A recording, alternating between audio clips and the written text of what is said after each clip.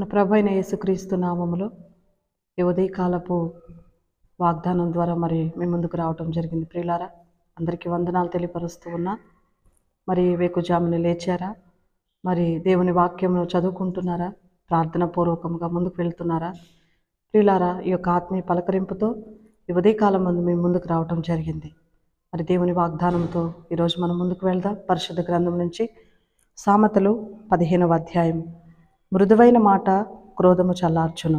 ప్రియులారా, మరి నేటి దినాల్లో ప్రతి ఒక్క కుటుంబంలో ప్రతి మనిషికి కూడా మరి చాలా కోపము అనగా కోపము మరి ఉన్నట్లు మనం చూస్తూ ఉన్నాం. ఈ కోపం వల్ల చాలామంది జీవితాల్లో మరి పతనం అయిపోయినట్లు మనం చూస్తూ ఉన్నాం.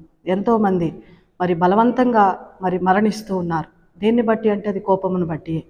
ఉదయకాలం మందు దేవుడు నీతో మాట్లాడుతున్నాడు. నీ కుటుంబంలో నీ భర్త కోపం ఉందా? మరి నీకు కోపం ఉందా? నీ పిల్లల పక్షముగా మరి నువ్వు మరి వాళ్ళకి సమాధానంగా మరి నువ్వు జవాబు ఇవ్వలేకపోతున్నావా?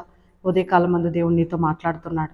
ప్రియులారా, మరి సామెతలను 15వ అధ్యాయం మనం చూసుకున్నట్లయితే మృదువైన మాట కోపమును చల్లారుస్తుందంట. మరి నీ భర్తతో ఏ విధంగా నువ్వు మాట్లాడుతున్నావు?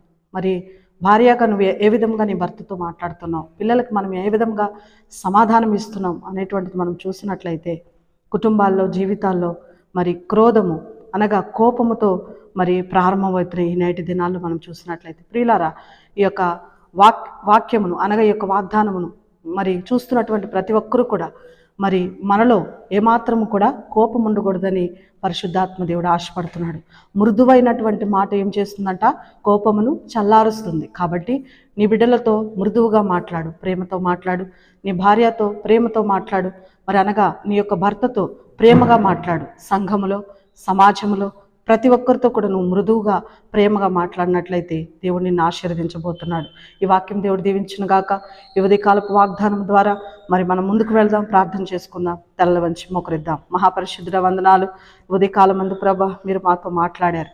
అవును తండ్రి, మృదువైన మాట కోపమును చల్లారుస్తుంది అంటున్నారు. నిజమే ప్రభా, ఈనాటి దినాల్లో ప్రతి కుటుంబంలో ప్రతి మనిషి దగ్గర కూడా మేము కోపాన్ని చూస్తున్నాం.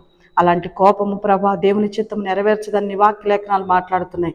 కోపముతో కాక మృదువైన మాటతో ప్రేమ కలిగి మేము ప్రతి ఒక్కరిని పలకరించడానికి అయ్యా వందన పూర్వకముగా మరి తండ్రి ప్రతి ఒక్కరిని కూడా ప్రభా మేము పరామర్శించడానికి నీ కృప మాకు సహాయం చేయండి.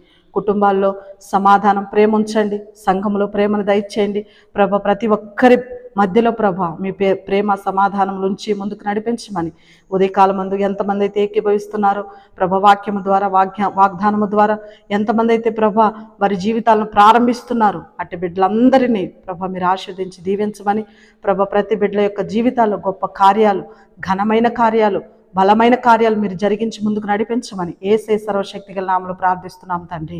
ఆమేన్. ప్రియులారా, ఉదయకాలపు వాగ్దానం చూస్తున్న ప్రతి ఒక్కరిని దేవుడు దీవించి ఆశీర్వదించు గాక. ఆమేన్.